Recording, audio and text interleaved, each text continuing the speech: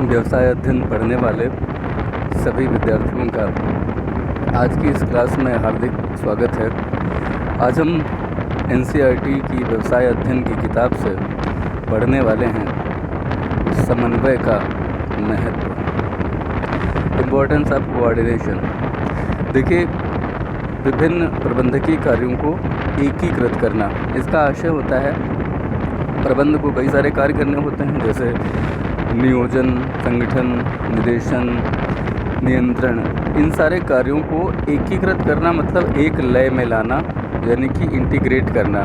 ठीक क्यों करना?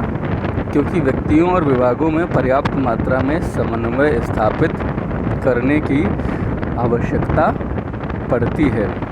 अगर आपको समन्वय सुनिश्चित करना है, यानी कि जैसे मान लीजिए कि समन्वय की समस्या के पैदा होने के कारण बड़े पैमाने के संगठन में अंतर्निहित निरंतर परिवर्तन, कमज़ोर अथवा निष्क्रिय नेतृत्व एवं जटिलताएं हैं। देखिए, एनसीईआरटी की एक समस्या है कि एनसीईआरटी जो है वह सबसे पहले अंग्रेज़ी में लिखी जाती है, उसके बाद में उसका हिंदी में अनुवाद कर दिया जाता है। तो कहीं कहीं कुछ सेंटेंसेस ऐसे हो जाते हैं जो आपको घुमा देते हैं, लेकिन मैं कोशिश करता हूँ कि उस कठिन जटिल बात को आसान किया जा सके।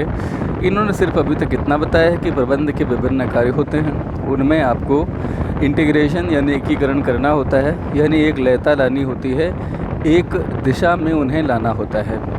अब इन्होंने आगे से बताने की जो कोशिश की है, आप कोशिश कीजिए उसे समझने की। समन्वय की समस्या के पैदा होने के कारण, समन्वय की समस्या के पैदा होने के कारण कौन कौन से हैं? ये नहीं कि समन्वय की समस्या पैदा होने की वजह से ना, समन्वय की समस्या के पैदा होने के कारण कौन कौन से हैं। पहला कारण है बड़े पैमाने के संगठन में अंतर्निहित, यानी कि जो लार्ज स्केल ऑर्गेनाइजेशंस होते हैं उनमें अंतर्निहित मतलब उसमें उपस्थित पाई जाने वाली, यानी उसमें हर हाल में वो ये समस्याएं शामिल ही होती हैं। और वो समस्याएं कौन सी हैं? वो समस्या है निरंतर परिवर्तन की। ठीक है, परिवर्तन बहुत तेज़ी से होता है बड़े पैमाने के संगठनों के ऊपर लागू, क्योंकि वो बड़े पैमाने पे हैं। आपने सुना होगा ना कि एक छोटे बच्चे और बड़े दानव की कहानी, जिसमें छोटे बच्चे ने जब बड़े दानव को मरने की बात अपने गांव के लोगों के सामने रखी, तो गांव के लोगों ने कहा, तुम इतने छोटे से हो, तुम पे वो वार करेगा तो तुम्हारा पता ही नहीं लगेगा। तो उसने कहा कि मैं छोटा हूँ, ये बात ज़रूर है, मेरी कमज़ोरी है, लेकिन वो बड़ा है, उसकी ताकत भी हो सकती है, मगर यही उसकी कमज़ोरी भी है। ये इस तरह से कि मेरा छोटा होना मेरी ताकत तब हो जाएगी जब वो मुझ पे वार करेगा और मैं बच जाऊंगा। मेरा बचना आसान है, मेरा उसके वार को बचा लेना आसान है, लेकिन वो इतना बड़ा है, उसके लिए छुपना कठिन होगा और मेरे वार को बचा नहीं पाएगा। सिमिलरली बड़े संगठनों की अपनी बड़ी समस्या होती है, उन पे देश दुनिया में कहीं पर भी कोई परिवर्तन होता है तो वह उसकी चपेट में आते हैं, यानी निरंतर परिवर्तन हो रहे होते हैं। दूसरी बात, कमज़ोर अथवा निष्क्रिय नेतृत्व। अगर उन बड़े संगठनों में जो लीडरशिप है अगर वो कमज़ोर है या अगर वो इनएक्टिव है फॉर टाइम बीइंग, कुछ समय के लिए, ठीक है, तो ये कुछ जटिलताएं हैं। ठीक है, कॉम्प्लेक्सिटीज़ भी बहुत पाई जाती हैं, जटिलताएं भी बहुत पाई जाती हैं। ये दरअसल क्या है, ये कारण है कि समन्वय की समस्या जो है वो अराइज होती है, यानी कि समन्वय करने की आवश्यकता। यहाँ समस्या से तात्पर्य आवश्यकता से है।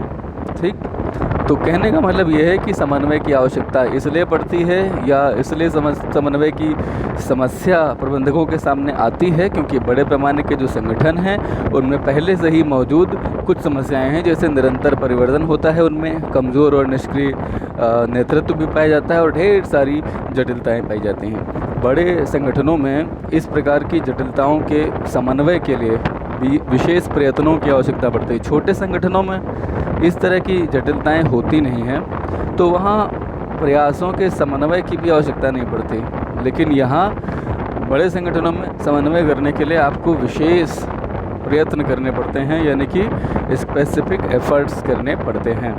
ठीक है, इतनी बात तो समझ गए होंगे। अब हम ये जानेंगे कि दृष्टिकोण तथा लक्ष्य संगठन के समान उद्देश्य की प्राप्ति की तकनीक हैं। ये भी सेंटेंस छोटा सा लगता है लेकिन अपने आप में काफ़ी मायने रखता है। ध्यान से सुनेंगे तो समझ जाएंगे। देखिए, दृष्टिकोण का मतलब होता है the way we think. It means हमारा एटीट्यूड या हमारा नज़रिया, सोचने का जो हमारा तरीका है, चीज़ों को देखने का जो हमारा तरीका है, एटीट्यूड इसे कहते हैं दृष्टिकोण। दूसरा लक्ष्य, यानी कि आपका जो गोल है, तो आपका जो दृष्टिकोण है और जो आपका लक्ष्य है, ये संगठन के समान उद्देश्य की प्राप्ति की तकनीकें हैं। यानी कि लक्ष्य एक समान कर दीजिए सारे लोगों का जो भी प्रयास कर रहे हैं, और उनका दृष्टिकोण एक ही रखिए कि हमें इस लक्ष्य की प्राप्ति में सफल होना है, और वो तभी हो पाएगा जब हम एकजुट रहेंगे। अगर ऐसी बात उन्हें बताई जा सकती है तो जो समान उद्देश्य पाने का लक्ष्य है आपका, वो पूरा हो जाएगा। यही एक तकनीक है, ठीक है। तो समान उद्देश्य क्या होते हैं? Common objectives. उन्हें अचीव करना अगर आपको है तो जो लक्ष्य हैं, जो गोल हैं और जो एटीट्यूड है, वो एक जैसे रखने होंगे। अब आप ये कह सकते हैं कि सर ऑब्जेक्टिव्स, उद्देश्य और लक्ष्य में क्या अंतर है? तो देखिए, लक्ष्य जो होता है वो नेक्स्ट होता है, दिस इज़ आवर गोल, ठीक है। जैसे मान लिया मुझे लखनऊ या दिल्ली पहुंचना मेरा ऑब्जेक्टिव है, ठीक है। तो मेरा पहला गोल क्या होगा? सीतापुर पहुंचना, वो भी अगले 1 घंटे में। This is my first goal. Then to reach Lucknow within next 2 hours, ठीक है। तो ये मेरा सेकेंड गोल हो गया। बट ऑब्जेक्टिव तो दिल्ली पहुंचने का है या लखनऊ पहुंचने का है, जो भी ऑब्जेक्टिव रखें। Are you getting my point? तो ऑब्जेक्टिव जो होते हैं वो लंबे होते हैं, बृहद होते हैं। गोल्स छोटे भी हो सकते हैं या ऑब्जेक्टिव्स का ही हिस्सा हो सकते हैं। फिलहाल संगठन का आकार, यहाँ पर हम पढ़ने वाले हैं कि जो आपने भी कारण पढ़े हैं ना, समन्वय की ज़रूरत क्यों पड़ती है। तो संगठन का आकार थोड़ा सा एक्सप्लेन किया गया है, इसे जानने की कोशिश करते हैं। देखिए, बड़े संगठनों में लगे बड़ी मात्रा में लोग समन्वय की समस्या को जटिल बना देते हैं। यानी कि जो बड़े संगठन हैं, बड़े संगठनों में तमाम ढेर सारे लोग लगे हुए हैं, ठीक, और वह समन्वय का कार्य कर रहे होते हैं। तो समन्वय का कार्य करते करते समय समन्वय की जो समस्या है वह और जटिल हो जाया करती है। इसका मतलब ये है सिंपल सा कि बड़े संगठन जो होते हैं उसमें बड़ी संख्या में लोग लगे हैं, लोगों की संख्या बहुत ज़्यादा है। उनके प्रयासों को मैनेज करना, एक ही लय में लाना, ये थोड़ा कॉम्प्लेक्स समस्या है और कोई बहुत बड़ी बात यहाँ नहीं है। प्रत्येक व्यक्ति अपने आप में विशिष्ट होता है, यानी कि उसकी अपनी कुछ न कुछ खासियत होती है तथा अपनी एवं संगठन की आवश्यकताओं को महसूस भी करता है। वो जानता है कि मेरी आवश्यकता क्या है, हर व्यक्ति, और संगठन की ज़रूरतें क्या हैं वो जानता है। प्रत्येक की अपनी कार्य करने की आदतें हैं, चूँकि आदतें सबकी अलग अलग हैं। हर व्यक्ति ये जानता है कि उसकी अपनी ज़रूरतें क्या हैं, संगठन की आवश्यकता, उससे अपेक्षाएं क्या हैं, लेकिन हर व्यक्ति की काम करने की कुछ अपने आदतें हैं, हैबिट्स हैं, और उसकी अपनी पृष्ठभूमि यानी कि बैकग्राउंड भी है। परिस्थितियों से निपटने के उसके अपने अपने प्रपोजल और अपने अपने मेथड्स या मेथडोलॉजीज़ हैं, ठीक है। दूसरों से संबंध भी उसके अलग अलग ढंग से हैं। तो एक अकेला व्यक्ति सदा बुद्धिमानी से कार्य कर ले, चाहे वो कितना भी बड़ा एक्सपर्ट हो, ये हमेशा नहीं होता। उसके व्यवहार को ना तो सदा ठीक से समझा जाता है और ना ही पूरी तरह से उसका पूर्वानुमान लगाया जा सकता है। जब कोई व्यक्ति अकेले कार्य कर रहा है, स्वयंभू है, उसका काम करने का अपना ढंग है, अपना ही ढंग है, बिल्कुल जुदा जुदा सा, तो उस व्यक्ति को समझना या उसके अगले स्टेप का प्रेडिक्शन करना बड़ा कठिन है, ठीक है। आपने नॉर्थ कोरिया के जो इस समय के तानाशाह हैं, आपने उनके बारे में तो सुना ही होगा। वो क्या करते हैं, कब करते हैं, कोई जान नहीं सकता, क्योंकि वो अकेले आइसोलेशन में काम करते हैं। उनका पूरी दुनिया से किसी से कोई वास्ता नहीं है। वास्ता अगर है तो सिर्फ और सिर्फ तकरार का। तो उनका प्रेडिक्शन करना बड़ा कठिन है, ठीक है। इसलिए संगठन की कार्यकुशलता के लिए यह अनिवार्य है कि व्यक्ति एवं समूह के उद्देश्यों को समन्वय द्वारा एकीकृत कर दिया जाए। हर व्यक्ति की अपने कार्य करने के तरीके हैं, हर व्यक्ति के अपनी समझ है, लेकिन हर व्यक्ति हर काम करते हुए सही ही हो, ये अनिवार्य नहीं होता। इसलिए समन्वय और एकीकृत यानी कि इंटीग्रेशन की ज़रूरत पड़ती है, उद्देश्यों के समन्वय और एकीकरण की, ठीक है। दूसरा बात है कार्यात्मक विभेदीकरण, फंक्शनल डिफरेंशिएशन। संगठन के कार्यों को बार बार विभागों में, प्रभाग मतलब उपविभाग, ठीक है, सब डिवीज़न, और वर्गों यानी कि डिपार्टमेंट्स में बांटा जाता है, या सेक्शंस भी कह सकते हैं, ठीक है। समन्वय की समस्या इसलिए पैदा होती है क्योंकि अधिकार क्षेत्रों का दृढ़ीकरण हो जाता है। लोगों का जो अधिकार क्षेत्र है, ठीक है, स्पैन ऑफ कंट्रोल, वह जो है दृढ़ीकरण मतलब वो लोगों का इतना फिक्स हो जाता है कि ये मेरा ही अधिकार क्षेत्र है, ठीक है, ये फलां का अधिकार क्षेत्र है। तो ऐसे में क्या होता है, उनके बीच के अवरोधक यानी कि जो क्या बोलते हैं, डिवाइडर कह सकते हैं, उनके बीच के जो अवरोधक होते हैं, जैसे होता है ना स्पीड रोधक, ठीक है, यानी कि डिवाइडर, उनके बीच के जो अवरोधक या बाधाएं कह लीजिए, बैरियर कह लीजिए, वो और भी मजबूत हो जाते हैं। किसके बीच के? जो अलग अलग काम करने वाले जो लोग हैं। तो कई बार यह इसलिए होता है क्योंकि जो लोग हैं, ठीक है, उनके कार्यों का जो वर्गीकरण है वह युक्त संगत यानी लॉजिकल नहीं हो पाता है। क्या नहीं हो पाता? लॉजिकल नहीं हो पाता। क्या नहीं लॉजिकल हो पाता है? कार्यों का वर्गीकरण। किसके बीच में? लोगों के बीच में। इसीलिए उनके बीच में क्या होता है, बैरियर्स जो है या यूँ कहें कि विरोधाभास मजबूत हो जाते हैं, ठीक है।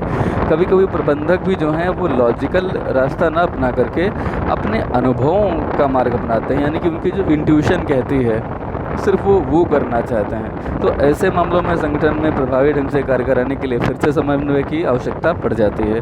एक और बात आती है विशिष्टीकरण की। तो देखिए, आधुनिक संगठन जो होते हैं उनमें उच्च स्तर का विशिष्टीकरण होता ही है, मतलब हाई लेवल का स्पेशलाइजेशन कार्य करता है वहाँ पे बड़े संगठनों में। विशिष्टीकरण का जन्म क्यों हुआ? आधुनिक तकनीकों की जटिलताओं और कार्यों एवं इन्हें करने वालों की विविधता के कारण। जो तमाम मॉडर्न टेक्निक्स हैं वो बहुत कॉम्प्लेक्स हैं, और कार्य जो होते हैं और इन्हें करने वालों में अपने आप में बहुत ज़्यादा विविधता है, यानी कि बहुत ज़्यादा अंतर है, ठीक है। इसी वजह से क्या होता है कि समन्वय की ज़रूरत पड़ती है। जो विशेषज्ञ होते हैं ना, वे ये सोचते हैं कि वे एक दूसरे को पेशे के आधार पर जांचने के योग्य हैं। हर व्यक्ति दरअसल जो विशेषज्ञ है वह दूसरे को मतलब जो है जांच रहा होता है, एक तरह से उसका एनालिसिस कर रहा होता है और जजमेंटल हो जाता है उसके बारे में। लोग दूसरों के बारे में निर्णय देना शुरू कर देते हैं, जज करना शुरू कर देते हैं कि ये ऐसा है, वो वैसा है, ये अपना काम ढंग से नहीं करता, वगैरह वगैरह। तो लेकिन इनके इस तरह के निर्णय का कोई अवधार ही हो पर्याप्त, ये कोई अनिवार्य बात नहीं होती है। ये जो विशेषज्ञ होते हैं, इन विशेषज्ञों को बिना समन्वय के कार्य करने की अगर आप अनुमति दे देंगे तो बड़े संगठनों में परिणाम आपको बहुत ज़्यादा महंगे पड़ेंगे, यानी कि बहुत एक्सपेंसिव होंगे। मीन्स कि बहुत, जैसे होता है ना कि उसके परिणाम अच्छे नहीं होंगे, बुरे होंगे। महंगा पड़ना मतलब ख़राब होना, स्थिति ख़राब हो जाना। इसलिए संगठन में लगे विभिन्न विशेषज्ञों के कार्यों में समन्वय हेतु एक रचना तंत्र की आवश्यकता होती है, यानी कि एक मैकेनिज़्म की आवश्यकता पड़ती है। समन्वय जो होता है ये प्रबंध का सार कहा जाता है, यानी कि सार तत्व कहा जाता है, इन्फ्रेंस कहा जा सकता है। और यह कुछ ऐसा नहीं है ताकि इसके लिए एक प्रबंध आदेश दे। ताकि का मतलब है, इसमें एक आ की मात्रा नहीं लगी, लगा लीजिएगा। समन्वय प्रबंध का सार है, सब्सटेंस है, इन्फ्रेंस है, लेकिन इसमें अलग से प्रबंध किसी को आदेशित करता है कि भाई जैसे कंट्रोलिंग में करना पड़ता है, निर्देशन में उसे करना पड़ता है। समन्वय के लिए उसे ऐसा कुछ अलग से कोई ऑर्डर करने की आवश्यकता नहीं पड़ती है, ठीक है।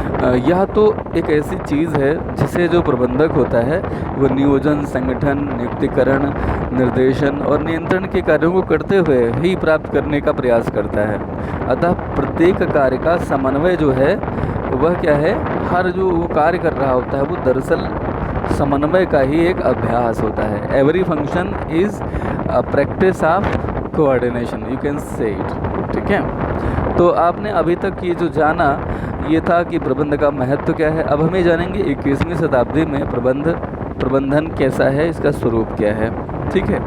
हमने अभी तक ये जाना कि संगठन और उसका प्रबंधन लगातार बदलता है, चूँकि संस्कृतियाँ यानी कल्चर्स और राष्ट्रों के बीच की जो सीमाएं हैं वो धुंधली हो रही हैं, मतलब वह अब उतनी बड़ा बैरियर नहीं रही हैं। अब मूवमेंट तेज़ी से हो गया है, नई संचार तकनीकें आ गई हैं और दुनिया अपने आप में एक वैश्विक गांव यानी कि ग्लोबल विलेज के रूप में जाना जाने लगा है। अंतर्राष्ट्रीय और अंतर सांस्कृतिक यानी कि इंटरकल्चरल संबंध का जो दायरा है बहुत तेज़ी से बढ़ा है।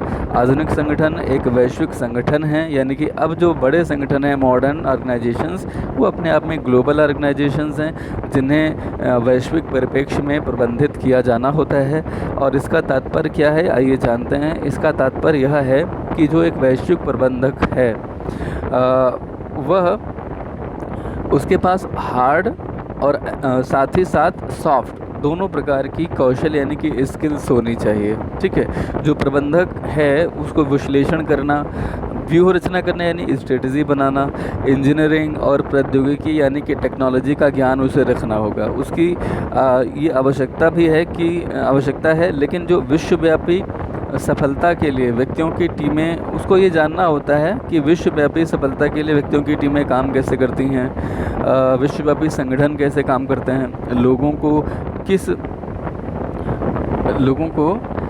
किस प्रकार से अभिप्रेरित यानी कि मोटिवेट किया जा सकता है, इन सब की समझ का होना उसे बहुत आवश्यक है जो ग्लोबल मैनेजर होना चाहता है।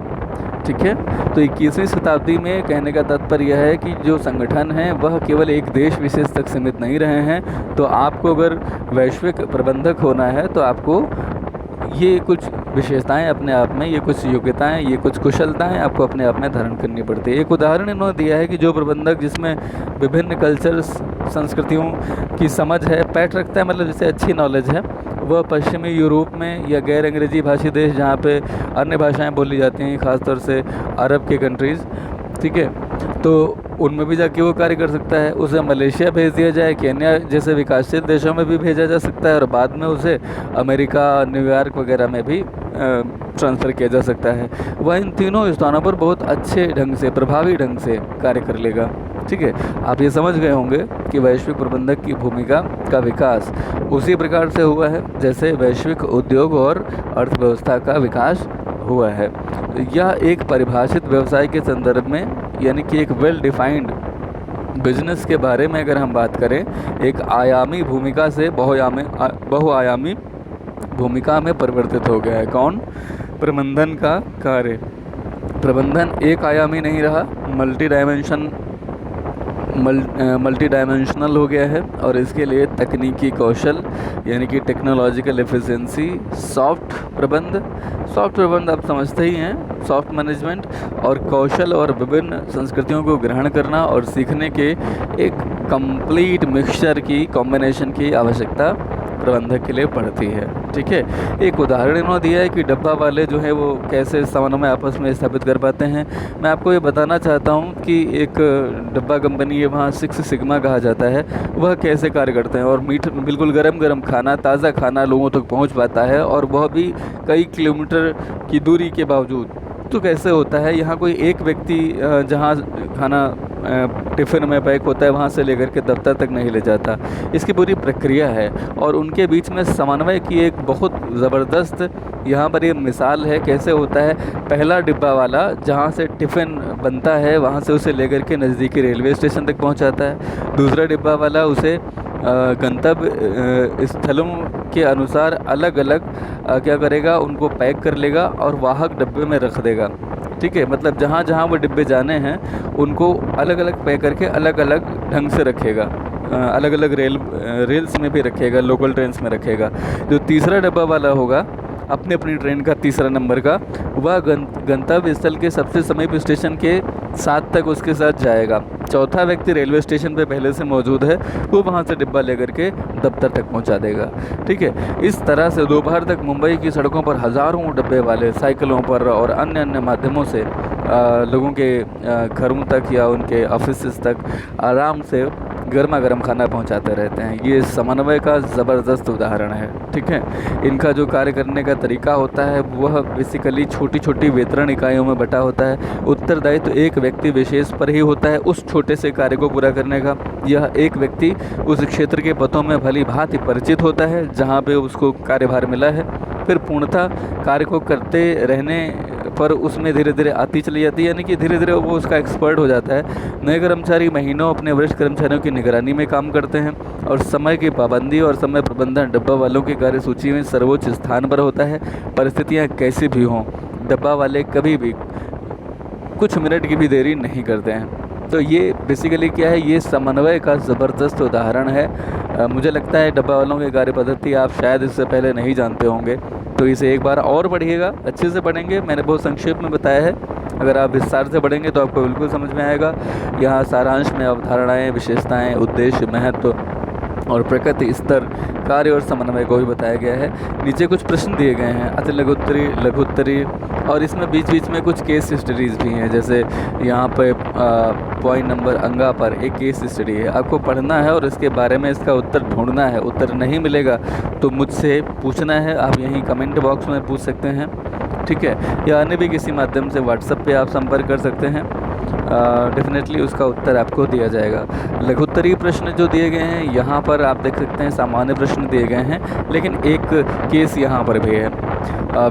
NCERT में व्यावसायिक अध्ययन में इस तरह के केसेस आते हैं एग्ज़ाम में, इसीलिए इनको छोड़ने की कोई भी लापरवाही मत कीजिएगा। अगर आप इन्हें छोड़ देंगे तो ये सवाल आपके एग्ज़ाम में छूट जाएंगे। ये एनालिटिकल टाइप ऑफ क्वेश्चंस होते हैं जिनको पढ़ने के बाद ही आप इनका उत्तर दे सकते हैं, तो इन्हें बहुत अच्छे से पढ़ें।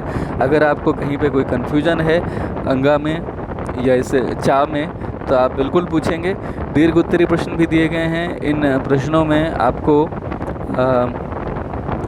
कोई ऐसा केस स्टडी बहुत नहीं मिलेगा, लेकिन कुछ प्रश्न देखिए घुमा के दिए जाते हैं, तो इनको अच्छे से पढ़ें और देखें कि इसमें आपके कन्फ्यूजन क्या हैं। आपके जो भी कन्फ्यूजन है, इन कन्फ्यूजन्स को दूर किया जाएगा।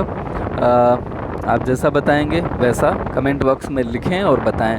देखिए, हमारी कोशिश ये है कि हम NCERT की जो अनुवादित भाषा है इसको आसान अंग्रेज़ी के शब्दों में ही कन्वर्ट करके आपको बताते चलें।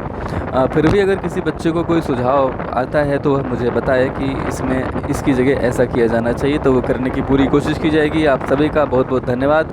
आप ऐसे ही वीडियोस देखते रहें और अपना समर्थन देते रहें चैनल को, अपने लाइक से, अपने कमेंट से, और अगर अच्छा लगे तो आप दोस्तों के साथ साझा भी कर सकते हैं। घर पे रहें, स्वस्थ रहें हर तरह से और सीखते रहें। धन्यवाद, नमस्कार।